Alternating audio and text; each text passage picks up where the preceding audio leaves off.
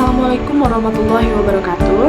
Saya Epi Yuliana dengan NPM 2213053075. Saya mahasiswa Universitas Lampung dengan jurusan Pendidikan Guru Sekolah Dasar, kelas 4I.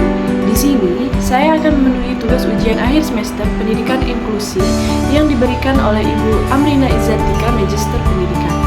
Penugasan yang diberikan berupa pembuatan video pembelajaran yang berkaitan dengan pendidikan inklusi.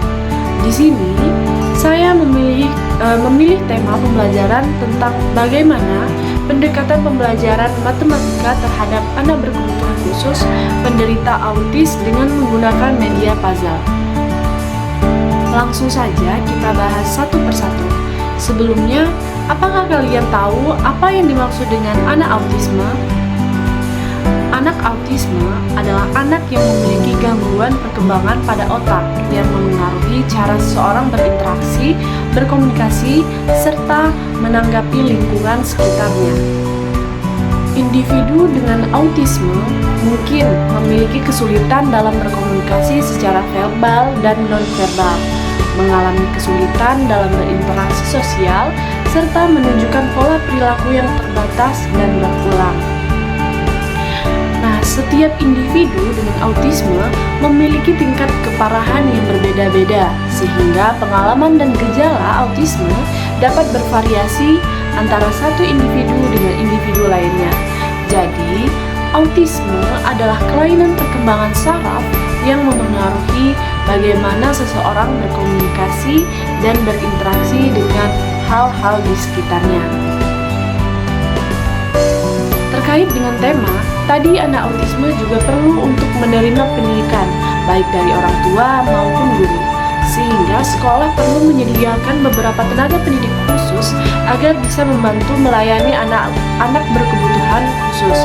Layanan pendidikan yang mengikut serta anak dengan kebutuhan khusus atau ABK belajar bersama anak normal atau non-ABK dengan usia sebayanya di kelas reguler itu sering disebut dengan pendidikan inklusi. Sedangkan guru pendamping yang secara khusus bertugas melayani sesuai dengan kebutuhan dan karakteristik anak disebut dengan shadow teacher. Nah, setelah kita mengetahui apa itu anak autisme dan apa itu inklusi, dapat disimpulkan bahwa seorang tenaga pendidik perlu mengidentifikasi terlebih dahulu tentang penyakit yang dimiliki si anak dengan tujuan guru mudah memahami masing-masing karakter peserta didik serta bisa menyiapkan cara pendekatan yang efektif dan efisien bagi anak berkebutuhan khusus. Oke, kembali ke tema pembelajaran tentang bagaimana pendekatan pembelajaran matematika terhadap anak berkebutuhan khusus penderita autis dengan menggunakan media puzzle. Bagi anak-anak normal mungkin mudah bagi guru bisa untuk mengajarkan bentuk angka atau huruf dalam pelajaran matematika. Namun, untuk anak autisme yang mengalami kesulitan dalam mengingat dan beradaptasi di lingkungan sehari-harinya atau memiliki kesibukan sendiri, itu sangatlah sulit bagi guru biasa. Sehingga dibutuhkannya peran seorang guru khusus yang sering disebut dengan teacher shadow atau guru pendamping anak berkebutuhan khusus. Menurut saya, sebagai calon guru dalam mengatasi atau menghadapi permasalahan tersebut, guru perlu menyiapkan media yang berkaitan dengan pembelajaran matematika, seperti media puzzle. Nah, di sini saya sudah memiliki media puzzle untuk anak berkebutuhan khusus seperti autisme. Mengapa saya memilih media puzzle sebagai proses pembelajaran mengenal angka?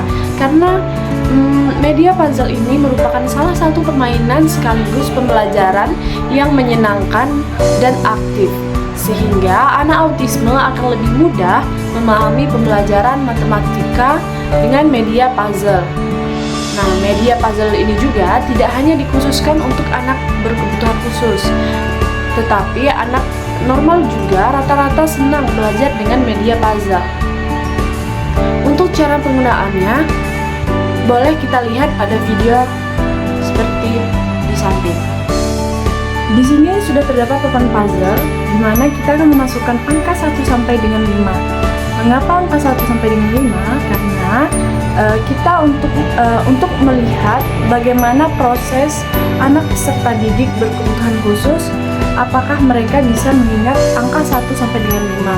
Jika mereka sudah bisa mengingat angka 1 sampai dengan 5 dan bisa menuliskannya, boleh dilanjutkan dengan angka seterusnya. Mulai langsung saja kita masukkan angka 1 sampai dengan 5. Minta anak peserta didik berkebutuhan khusus untuk memperhatikan ketika kita memasukkan angka.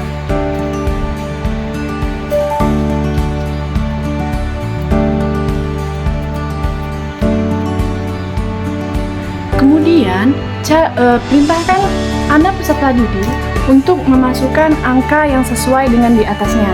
Seperti angka 1, minta peserta didik untuk memasukkan angka 1 juga. Kemudian untuk angka 2, minta anak peserta didik untuk memasuki angka 2. Begitu dengan seterusnya sampai dengan 5. Mungkin anak autisme akan mengalami kesulitan ketika mengingat angka di atasnya. Mereka akan mencari-cari angka yang mirip dengan angka di atasnya. Namun, dengan media ini, anak peserta didik akan berusaha mencari angka yang sama dengan angka yang di atas. Kita lanjutkan sampai dengan angka 5.